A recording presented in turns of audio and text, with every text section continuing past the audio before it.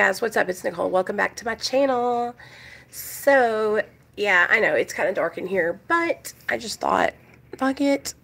I'm going to come on and I'm going to do a live stream and welcome my new subscribers because I've noticed that there's quite a few new people here and I wanted to welcome you guys to the family. Hey, Avalon.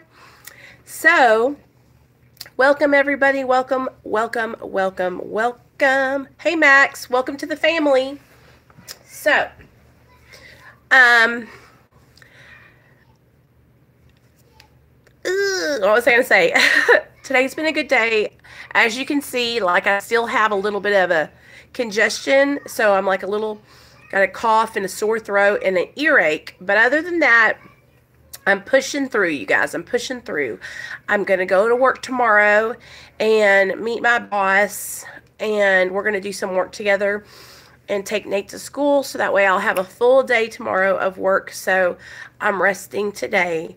But I wanted to come on here and just talk with you guys about recovery and how my recovery is going and let you guys know that, you know, the channel is always here for support. If you guys ever have like any topics that you want to talk about or you want to, you know, special discussion that we can have one day, just message me and let me know, hey, you know, I'm struggling with this and I want to know if you can talk about it in a live stream.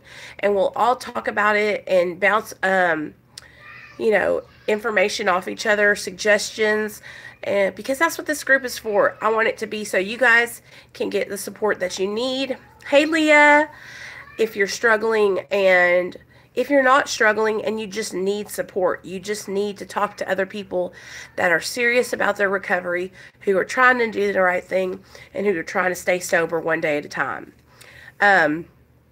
You know, I know a lot of you guys are, you know, have anxiety. Hey, sorry guys, I don't know what happened.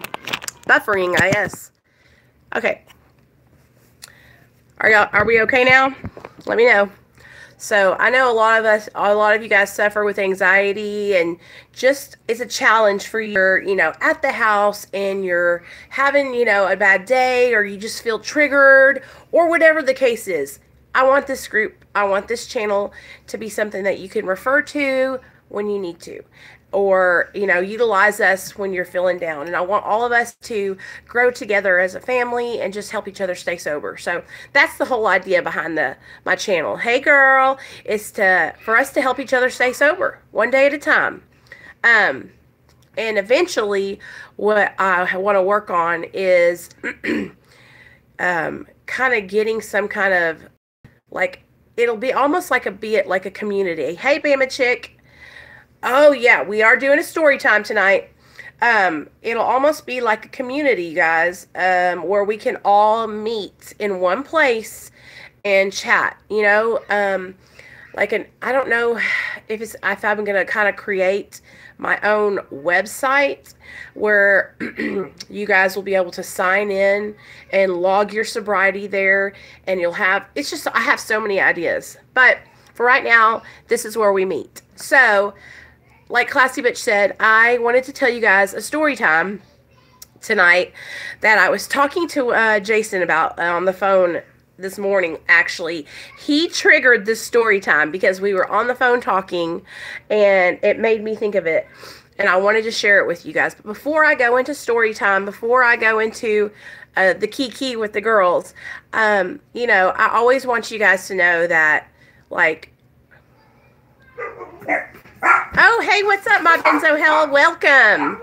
Welcome to the channel. So I'm glad you came over, you guys. My Benzo Hell is my friend over from Reddit. And he is actually just going through it. Didn't you taper off of methadone? Go ahead and let everybody know what's up, my Benzo Hell, and so that way they'll know what you're doing. But he wants to be in recovery. He wants to be clean and sober, and so he's really working hard, you guys, to get himself in line. He used to do hella crack, and he used to just be like us, you know, like all of us. Hell yeah, Avalon celebrates 4 years tomorrow, you guys. Fuck, that is so awesome, girl. Are you going to do a special video on your channel? Avalon has a channel too, you guys. If y'all haven't went over there and subscribed to her channel, go over there and check her out. Subscribe to her channel because she did a really good video today. Yeah, I was on 55 and I reduced a lot. 3 milliliters a week. That did work, so I reduced myself. Oh yeah, I hear you. It's really hard, but you can do it. You can do it. Just take your time. Stay connected. Like the thing that helps me the most in my recovery, you guys, is staying connected with you guys. Okay. Like talking to other people that are in recovery and staying connected, because what will happen is whenever I'm like triggered or I am like kind of feeling like I want to use or thinking about drugs, the first thing, I was just talking to Neil about this, our brains, when we are in our addiction, you guys, our brains are on a loop, okay? It's like a circle. And what the loop is it's, okay, any feeling or emotion we have, whether it be good, bad, happy, sad, fear, anger, celebration, what? Whether it be fear, whether it be celebration, whatever it is, we are on a loop. And what the loop is, it's like, okay, here's the emotion. And then our automatic response to that is to pick up a drug or a drink, to numb out those feelings, to kind of cope with that, right? And so that's how the loop goes, right? Like this, okay? No, Captain, I didn't, but I will check it when I get off here, okay? That's why I will. And so when we're on that loop, okay, this is what your brain is like while you're in addiction, okay? It's like this. So when you're on that loop, it's like our brains are going choo, choo, and it's like, okay, I'm feeling this way. Let me pick up. Okay, I'm having a great day. Let me pick up. And in order to, when we get sober, what we have to do, so we have our, so maybe we went to treatment for 30 days. We come out, that loop is still going to go back to let me drink, let me use. So we have to interrupt it by changing the way we think. And changing that thought process and keeping it interrupted is what changes that automatic like muscle reaction to pick up. That's what changes it. When we practice new coping skills, when we practice coming on here and connecting with each other, when we practice picking up the phone and calling a sponsor, or making a video and talking to other recovering alcoholics and addicts, that's a way of interrupting that loop and kind of like stopping and cutting it in half. So what will happen is, it'll, instead of going in a loop, it'll stop, and that's where you interrupt it. What happens from practicing using for so long, our brains go to this thing called euphoric recall, and I've talked to you guys about it before. It's where we only remember the good feelings produced by drugs and alcohol. We don't remember all the horrible shit that happened afterward. So that's why it's so important when we're getting sober and we're changing, our behaviors, that we change those thinking processes and we interrupt it and we retrain our brain to practice thinking all the way through. Yeah, and it's like, it's really difficult, you guys, to train your brain to think through a relapse. Instead of going out and picking up the drug of your choice or picking up that drink, instead of doing that, while you're thinking in the thought, while you think, oh, it's a good idea to go get a Xanax, instead of going and acting on that, you have to think through that action and think to the other side. What happens when I use Xanax? Oh, I know. I steal everything inside of Walmart. Remember when I was there?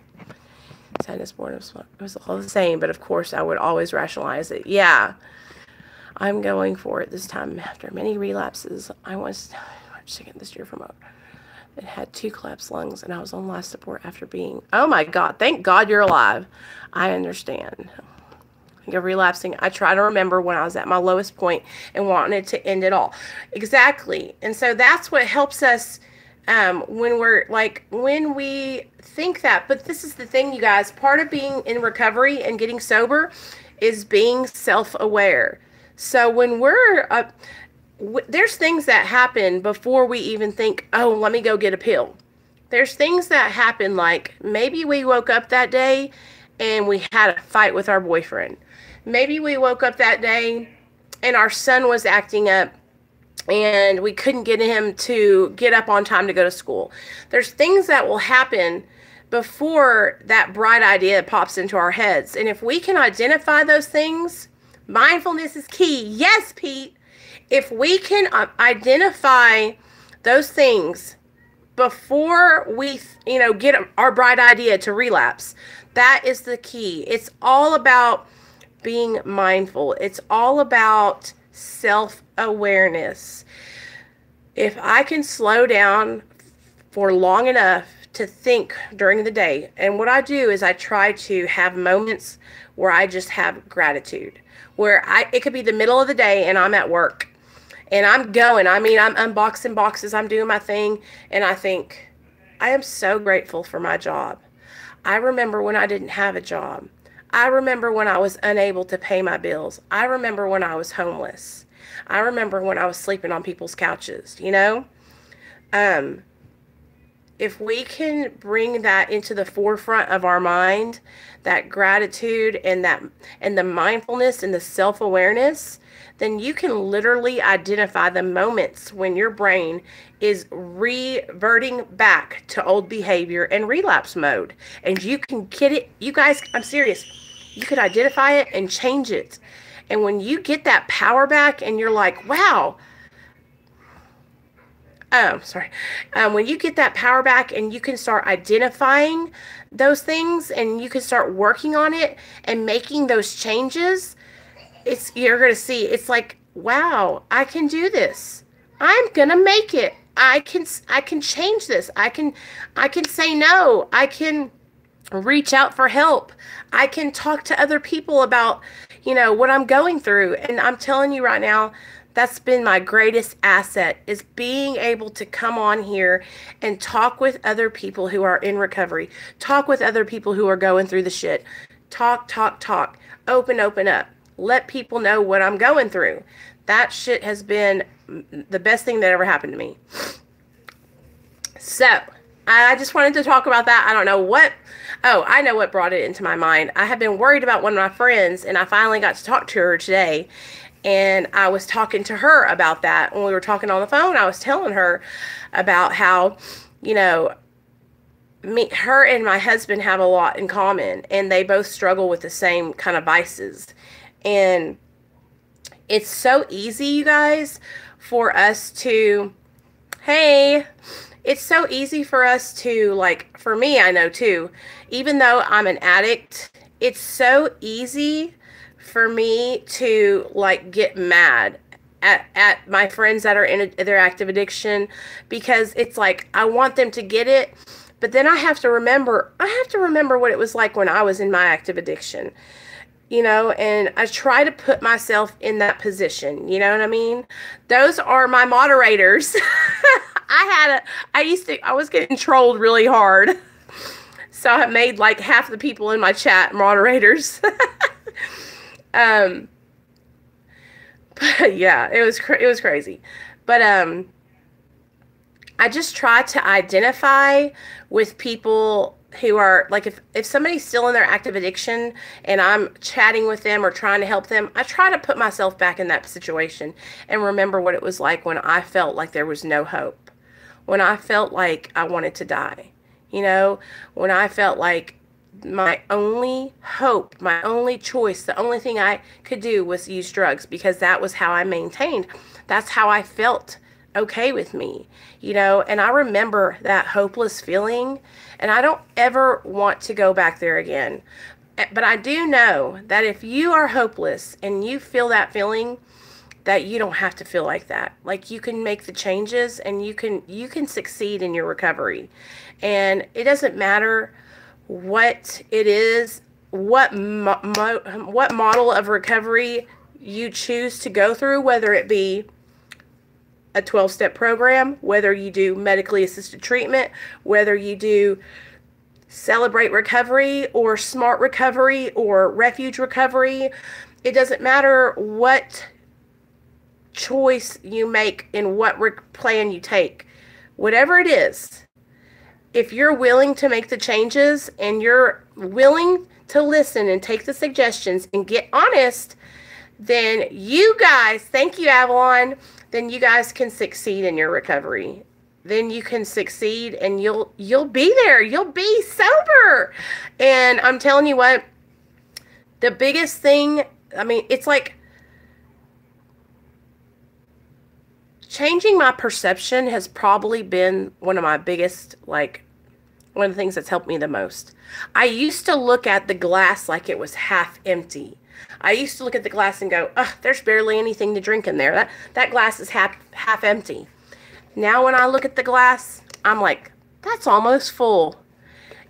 I changed my perception, you guys. You know, I try to be as positive as I can. You know, there's some days when I feel like shit and I don't want to be positive, but for the most part, I really try to stay in a good mindset because it helps carry me through the days.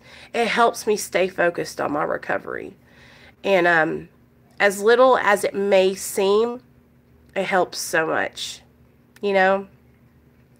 So, story time. Here we go. Are y'all ready? Are y'all ready? Now, if you're triggered by stories about, I mean, I'm not going to go into detail, but I do mention an acid trip in this video. So here we go, guys. Story time. If you're triggered easily, go ahead and click out now. Okay. Back when I was, okay, this is whenever I moved in with this guy. His name was, I will call him N. Okay. We'll call him N. So I was living with N, and N was a methamphetamine cook. Okay. And I would go to work every evening, and then when I would come home, and he would be in there just cooking up that dope, cooking up the dope.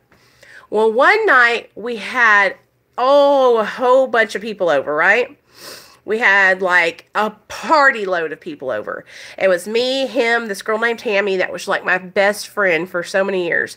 And then like a bunch of other guys, a bunch of other girls. It's just a dope party. Just a dope party. We're getting high.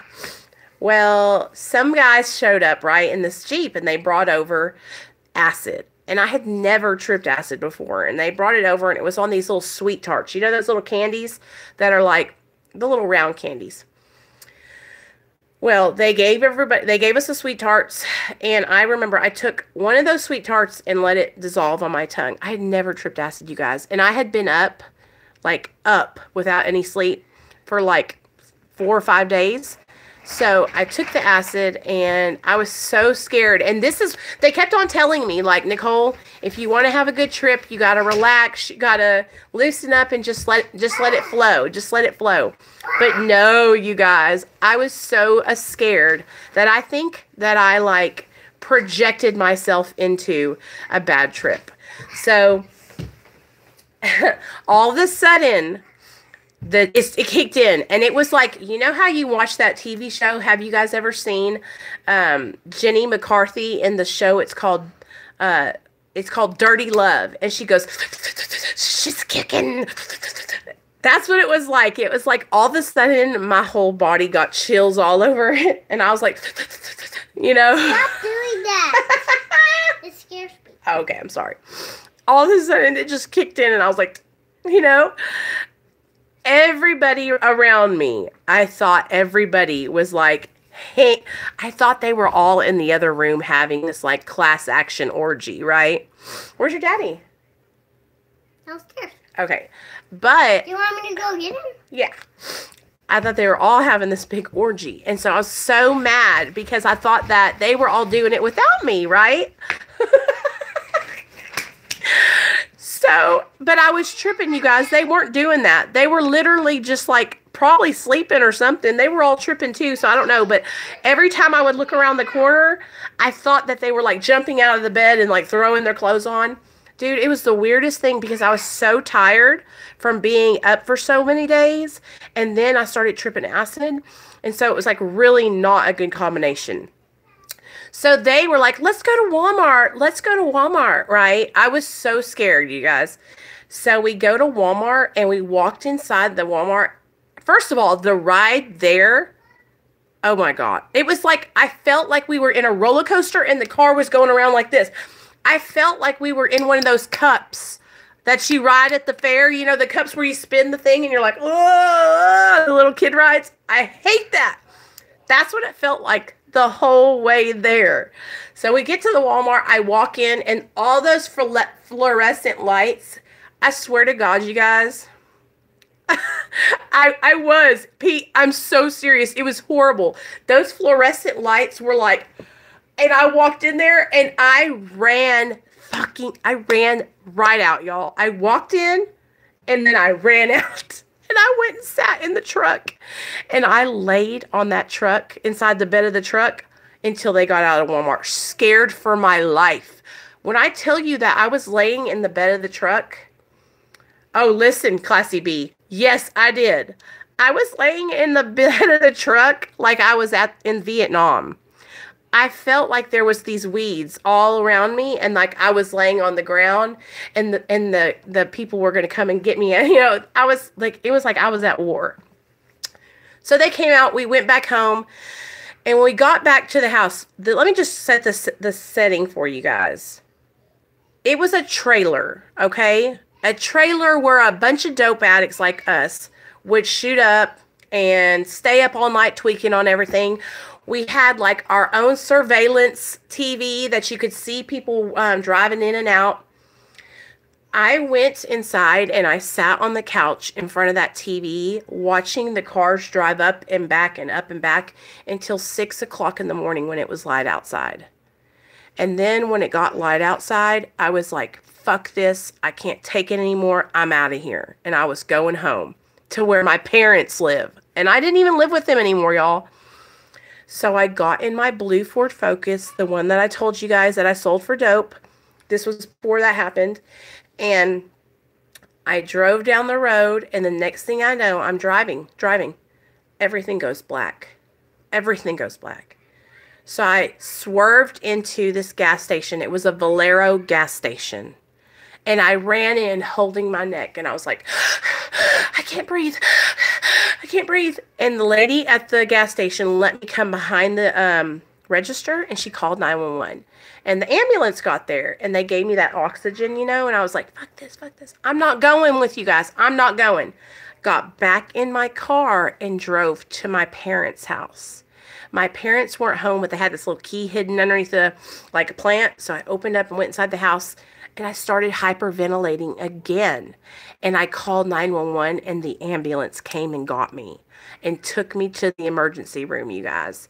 And of course, that's when they asked me, have you been doing any stimulants? And I told them, I said, I've been up for 5 days, and I just did acid for my first time last night.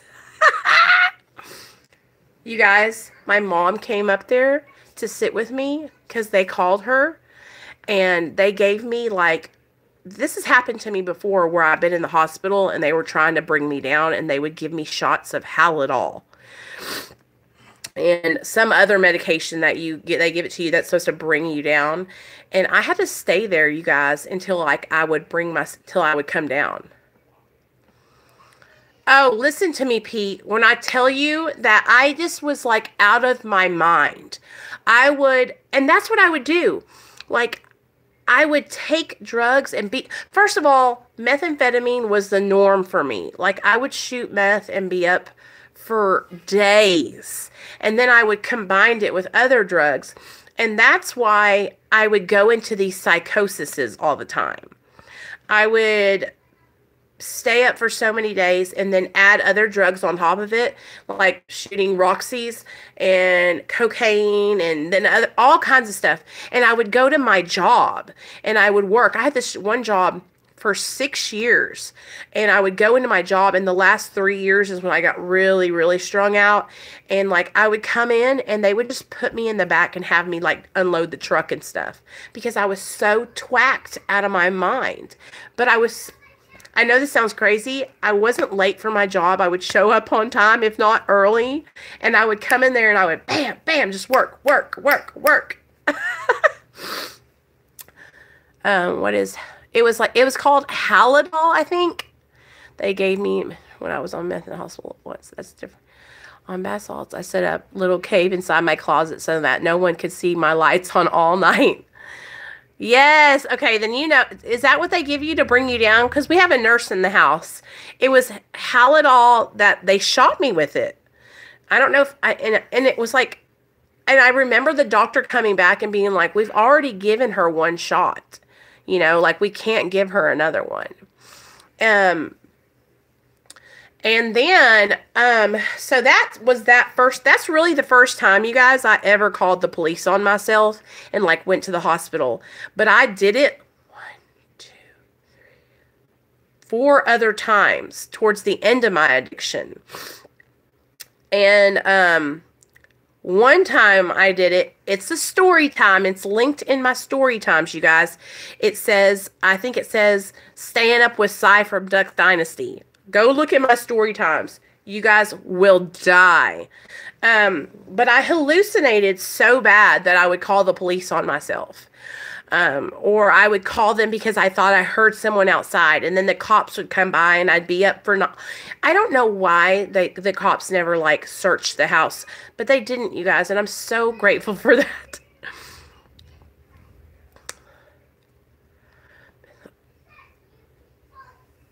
It calms you down and stops psychosis. And Astrid was like, okay. It was horrible, and another time they shot me with Halidol was the time right before I went into a 7-day coma, and it was like a drug-induced coma because I had been up for so many days, and then they found me walking down the street. And you guys, when I tell you this, like, I'm able to talk to you now and form sentences and like look at you guys. I was one of those people that you would see on Skid Row, like talking to herself and swatting at things that weren't there. Like, I was so strung out on meth and opiates intravenously that I don't even understand how I'm able to talk to you guys today, but I'm so, so grateful that I am. And I know that we talk about like old drug use, and I know we can all kiki and laugh. And I love laughing with you guys. I love it. Thank you, Avalon. Thank you, baby. I love laughing with you guys, but we are all miracles. We are all so lucky. God, somebody up there loves us, and we got to stay on track so we can share our story with other people to help them get sober. Because I'm telling you what, guys, none of us should be alive. We should all be dead. I mean, think of all the things we've done to ourselves. Think of all the shit we've put our bodies through, our minds through. And that's the thing, like, I have always been high strung, and I had done mushrooms, but I did not know that acid was not like shrooms. Shrooms are the bomb. They're fun. It's like psychedelic. It's like you're just chilling. But acid, hell no. Hell no. I couldn't handle it, Pete. Too much. Too much for me.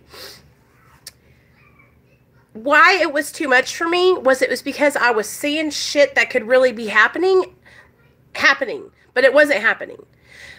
Ooh, y'all, I'm telling you. And I was so pissed because here's how back in the day whenever I was a little tweaker hoe, I was skinny and I had all the guys on lock. Okay. I had all the guys. And I thought one of my girls was fucking with one of my guys, and I was pissed and I was tripping acid.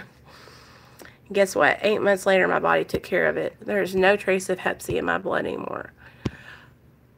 Wow. Girl, you are so blessed because I have it and it's there. I got tested for it and it's still there.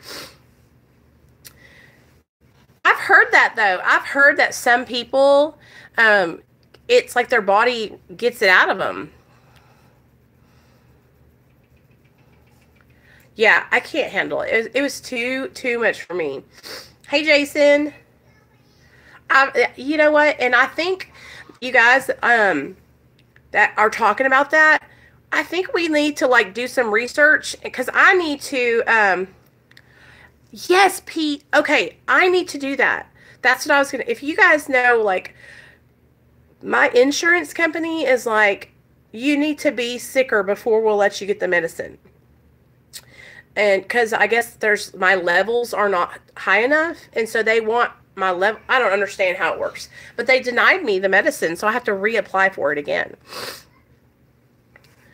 But that's the thing, you guys. I know we laugh and we talk about all this stuff, and we talk about our old drug addictions and stuff, and some of us are still in our addictions.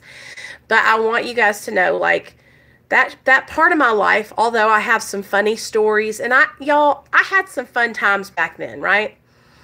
But none of it, man, none of it was worth it. Like, today, I'm so grateful to be alive and to be able to share those stories with you, because I was so sick. You know, I didn't love myself, and I didn't care about myself enough to get sober. What got me sober was having a son, and my son saved my life.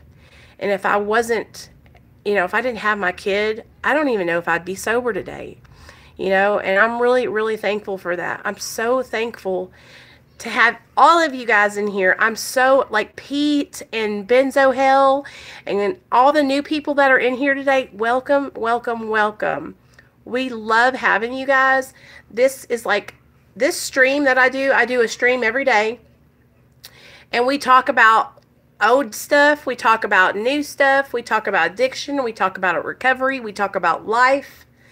And I'm just so glad that you guys are able to come in here and relate to each other and talk with me. And then when I went back to... Wow. And you know what, classy bitch? Right there. That should tell you something. That should tell you that your higher power, he's telling you something. I know we're all in Republic, but we know ourselves best. Marijuana, I haven't tried since I've gotten sober.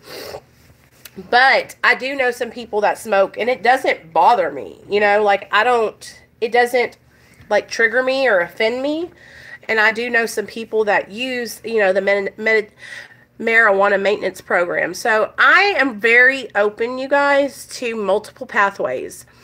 I never want to offend anybody and make anyone feel like their recovery is not valid, because I have felt that way. So I am open to whatever works for you. I just want you to be healthy and happy and thriving. Yeah, Avalon, if I could smoke pot and not... Here's the thing, Pete. Like, I think that my anxiety is, like, I get paranoid when I smoke. And it's like the whole world is, like, coming around me. Let me tell you guys a funny story. So, I've been sober for almost 3 years and 4 months. Right before my 3-year anniversary, my husband found this pipe at work. And it looked like one of those regular, just, like you smoke the you smoke the vape juice out of them. So he brought it home for me because I was trying to quit smoking cigarettes. So he brought home this vape pen. I sanitized it. Thanks, baby. And I lit it up because you just press this button. I said, it's weed!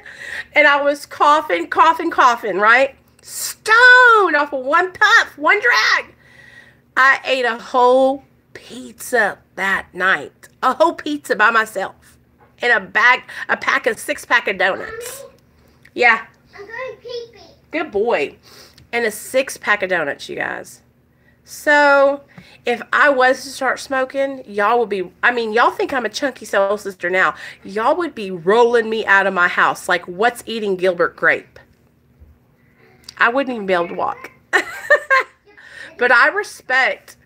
Listen, you guys, like, I respect everyone's recovery, because I have been ostracized before being on medically assisted treatment before, that it just, I don't judge anybody. I am not here to tell you, what sober is, no, I am just here to help support other people. That's all. I am not God. I am no judge. I am not the sober police. I am not the recovery cops. Okay? I am not, I'm not the big book, you know, beat you over the head with the big book. I love AA and I love what it's taught me and I love the steps. But I am very open-minded because you know what? There's too many different people in the world to be closed-minded, you know? I can't, just like Tupac says, only God can judge me. Only God can judge me now. Oh, no one. So I just want to inspire people. Yeah, I'm growing. I just can't do it anymore. Get some good weed. Get some CBD oil. Don't. Strains. The lack of judgment here makes me feel welcome. And, you know, and that's the thing. Like, I feel like what has happened. And that's the thing, like, Jason, I don't want you to get discouraged from any meetings, but what has happened is, like, the 12-step programs, they're awesome programs, but what happens is they get, like, rogue people inside of them who take everything to the next level. It's like, it's basically, those are just support groups, you know? Nobody should ever tell us, you know, especially if we're under doctor supervision and we're like, you know, you guys, I understand that there's all different ways to like justify and rationalize things. Like if I'm completely honest with you guys, like I've been on medically assisted treatment for 3 years. Like I'm coming up on fixing to start doing a taper, I think. I'm starting to feel strong enough. I'm starting to feel inspired by you guys. I'm starting to feel like I'm in a good place in my recovery that I'm going to, I think maybe in 6 months, I might go ask my doctor to start me on a taper, you know? But I really want to take it slow, you know, subs.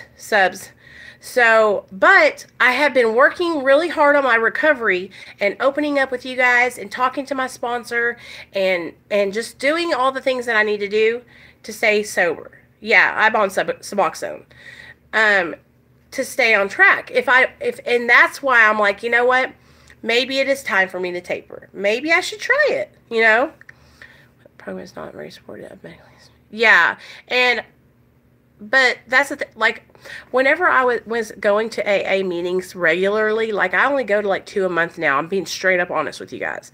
But when I was going to them every day, like, damn near every day, I would just ask people, like, I got a sponsor really easy because if somebody told me no, they wouldn't sponsor me because I was on Suboxone, I was like, okay, on to the next one, you know. But there's some people that they are so broken and they need help. They just need help. That when somebody says, hey, I'm not going to sponsor you because you're on medically assisted treatment, that's like so heartbreaking for them. And so that's why I don't ever want to be that way. You know? I never want, and I think that's a good idea too, because it's going to ease those withdrawals. I never want to make anybody feel shunned or push them out or make them, you guys, I'm never going to judge you guys. I don't care how long you have to be on your medication. I'm not going to ever say you need to get off or push you. And you know what?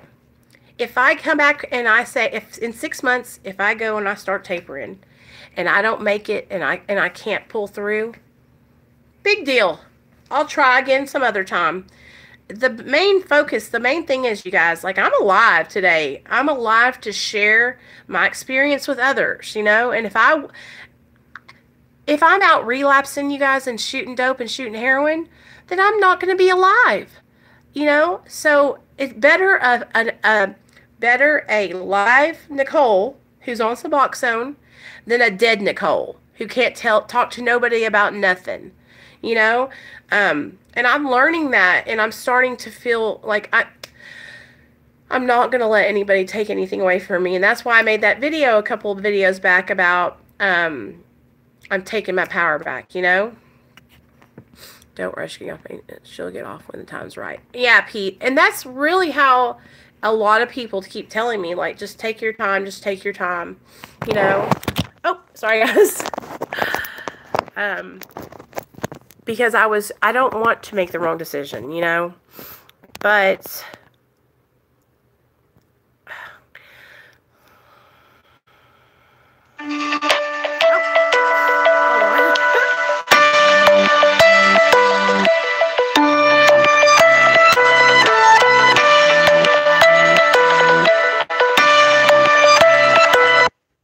I hate when people call me when I'm on here. Hey, Goat Springsteen, what's up? Does that mean the greatest of all time? Is that what the high goat means? Greatest of all time? 1 year plus to taper down to 0. So is that how long it took you to taper down to 0? Was a year? See, and that when you taper down that low and slow, were you successful?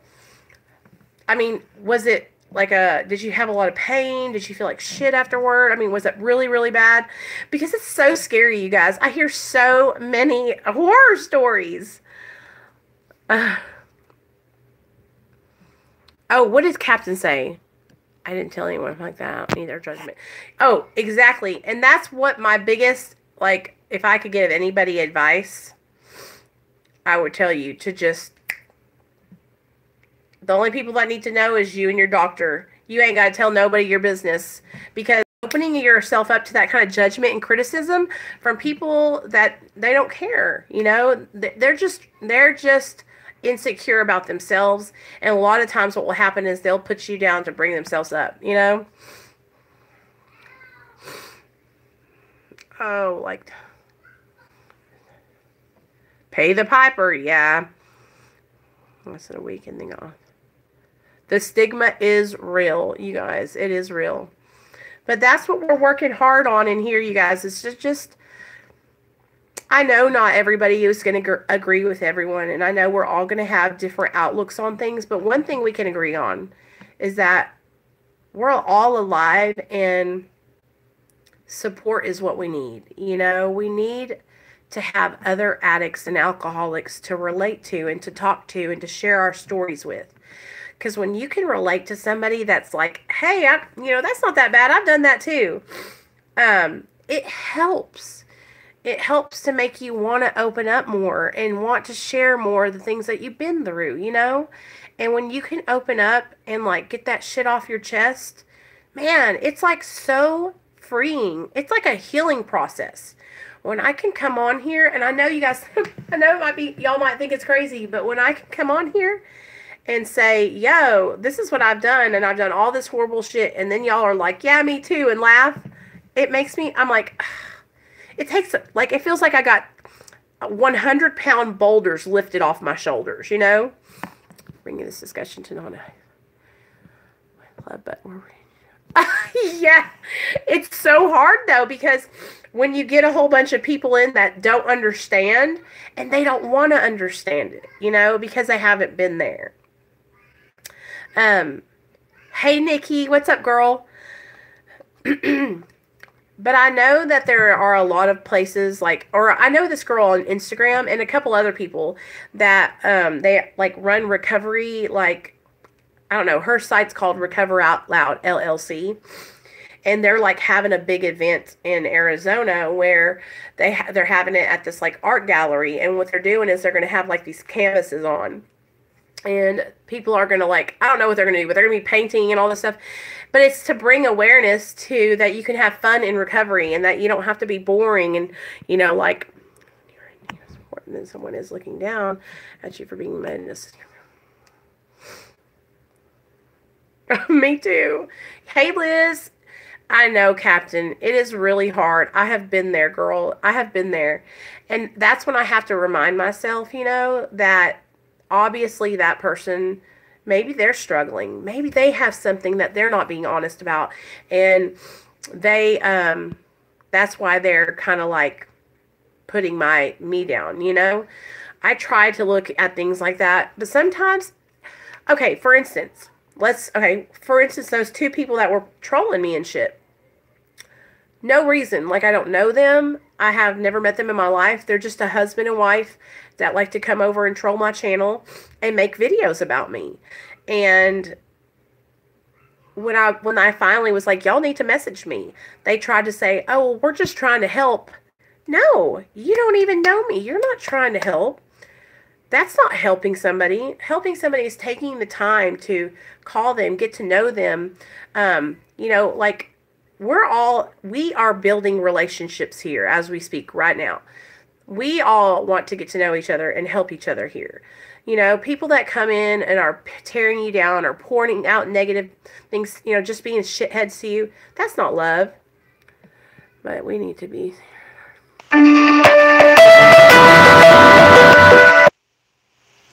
People that told you are in recovery, but they don't prove. Yeah. And that's the thing. It's like, that's when we have to look at our own behaviors and say, like, here's the thing, you guys, we are just regular people. Like, we're nobody's judge. Like, I can't judge you for what, you know what I'm saying? It's just discouraging. You know what I mean? Because it doesn't have to be like that. I could have never understood addiction without having experienced it, unfortunately.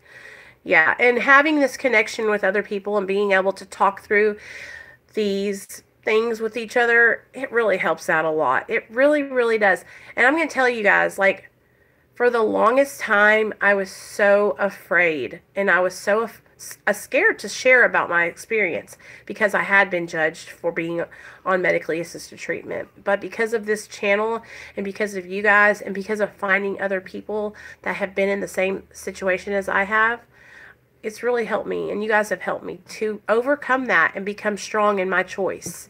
Just like Avalon said, Avalon used to get so mad at me because I would be crying and I would be so upset.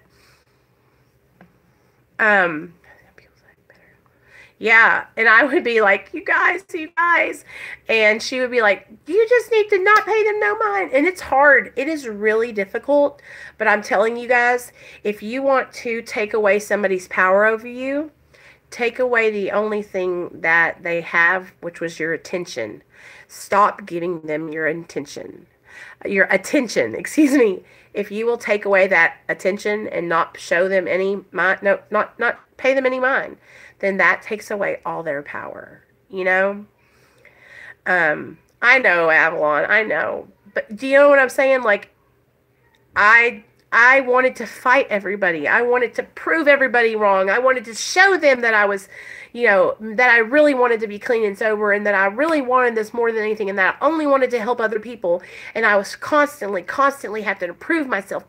I'm going to show them.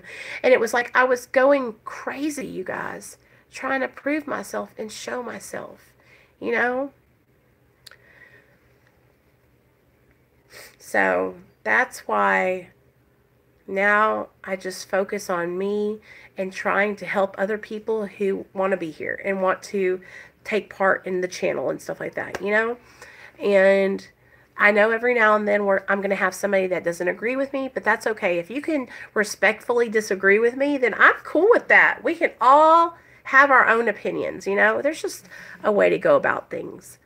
But my mom and dad are blowing me up. My dad just called me and my mom just called me. We do. My Benzo Hill, you are welcome here anytime, man. We got an awesome group of men and women over here, and if I don't say so myself, we have really grown into quite a little family, Good deal. I love music, Pete. I love music. Okay, so let me tell you guys what's going to be going on this weekend. Saturday, I'm going over to my mom's house, and we're doing this big, old, giant bake-off. Like, we're cooking cookies for Christmas. So, guess who's coming with me? You guys. And guess who's going to be on my channel? My sister is going to tell story time with me. So, it'll be me and both of my sisters, Christine and Michelle. So, and we're going to do story time, and it's going to be, and we're all going to kiki, and y'all are going to get to hear all kinds of crazy stuff about me from my sister's points of view, okay? So y'all just remember don't, take everything with a grain of salt.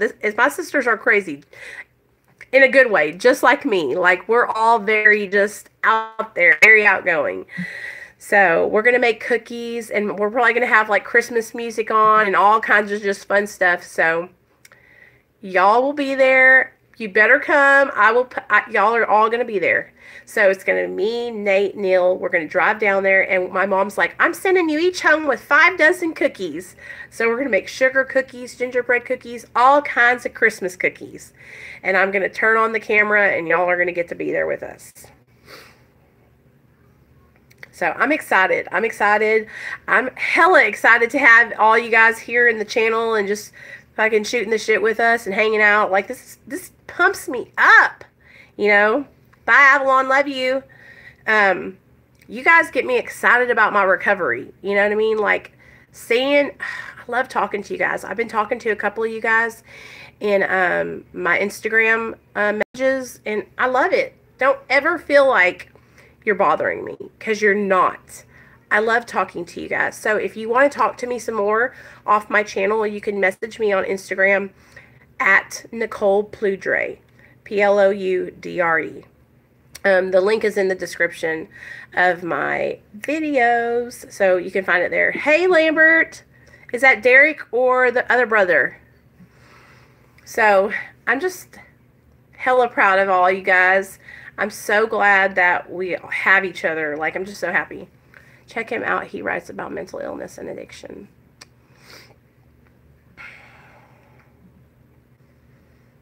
Oh, I don't know if any of you guys found my channel from my Charles Marlowe video, my Vegan Cheetah video.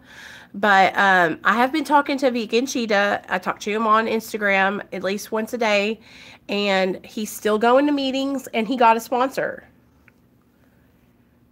Merry Christmas! Are you doing okay?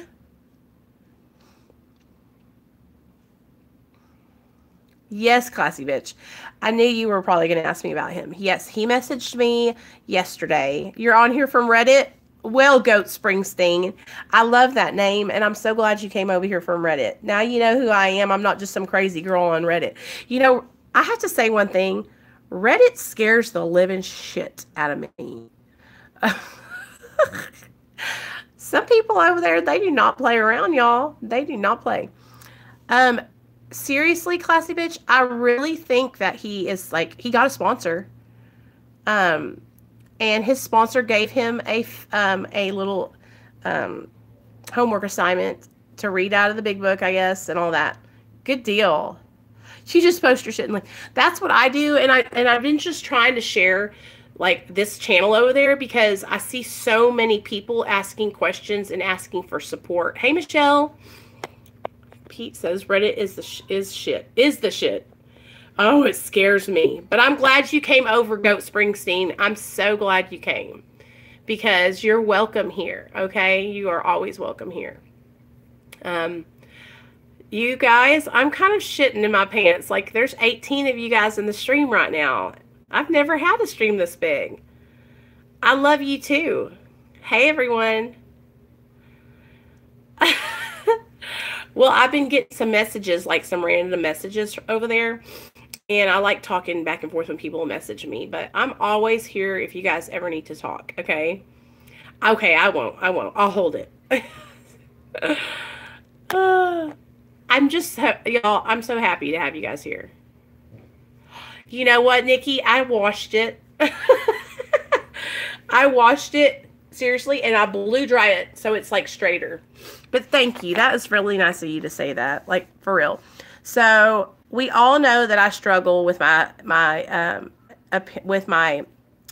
self-esteem, and I'm very hard on myself about my weight. Okay, and I have really started to watch what I'm eating, and so I'm gonna start kind of up and let you guys kind of into my life a little bit more about that.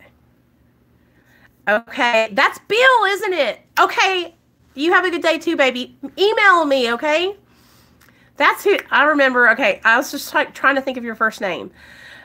But I'm gonna start kind of like documenting that, and hopefully, like the weight will start coming off, and I don't make an ass out of myself and just start documenting my weight going up or staying the same. But I really want to work hard on it, you know?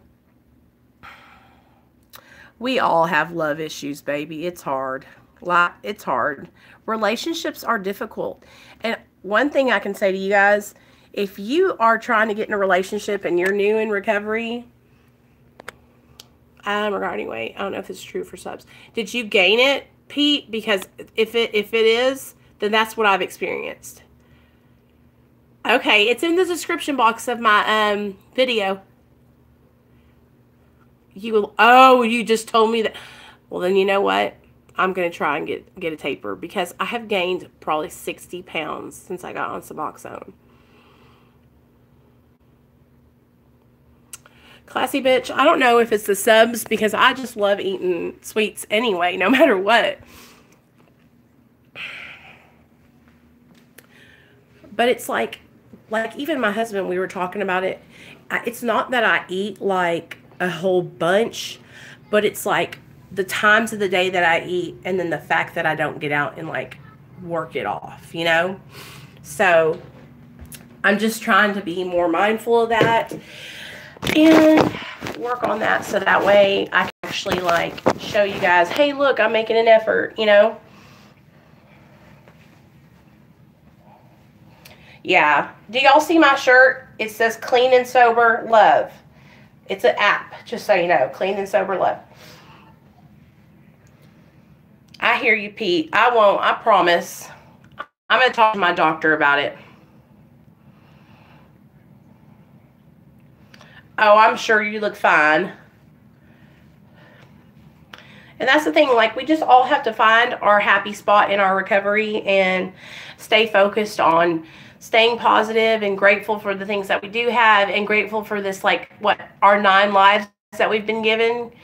Because if y'all were like me in your active addictions, then you probably went through it more than 9 lives, you know?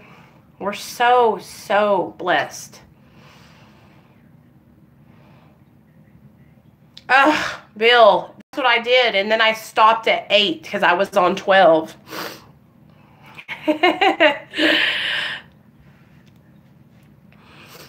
But y'all know I'm always going to keep it real with you. I'll always let you know how it's going. But yeah, okay, I'm going to jump off here, you guys. So if you didn't catch it earlier, we did a story time at the beginning of the video, kind of like about 6 minutes in. And then tomorrow, I'm on Suboxone. Then tonight, I'm going to go ahead and like end my, I'm going to end this video. I'm going right now, girl, right now. I'm going to end this video. I love you too, Jason. And then tomorrow I'll upload a video in the morning just to say good morning, you guys. And I'll do a little meditation. Then I'm going to go to work. And I won't see you guys until after I get off work tomorrow afternoon. So it'll be, you know, in the evening around 5 p.m. Central Standard Time. So I hope you guys have a great night. Thank you, everybody, for coming to the stream. I love each and every one of you. If you need any help or you need sober support or you just need to reach out to somebody, don't hesitate. You can message me or email me anytime. And it's all in the description box, okay? All right. Bye.